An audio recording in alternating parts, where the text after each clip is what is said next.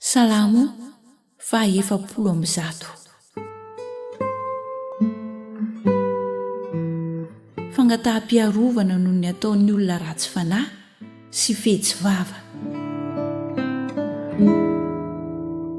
Jehovah, vonjeo amin'ny olon-dratsy aho ary arovy amin'ny olon-dozabe izay mihevitra ratsy ao am-pony ka manangana ady isan'andro. Mandranitra ny lelany tahaka ny bibilava izy, ny poiziny mena rana no ambanin'ny molony.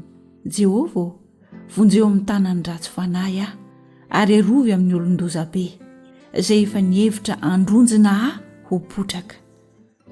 Ny mpiavonavina efa nanafina fandrika sy kofehy amandriany aho. Efa namela-pandrika rato teo amoron-dalana izy, nametraka tady vavarana ahazony ahy izy. Hoy izaho tamin'i Jehovah: Andriamanitra ianao, henoy ny feon'ny fifonako Jehovah.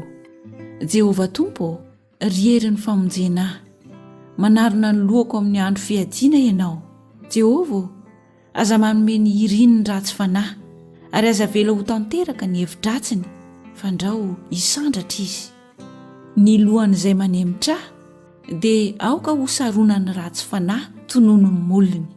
Oka izy vainafo alatsaka aminy, oka ariana any anaty afo izy na any amin'ny rano lalina ka tsy hiarina intsony.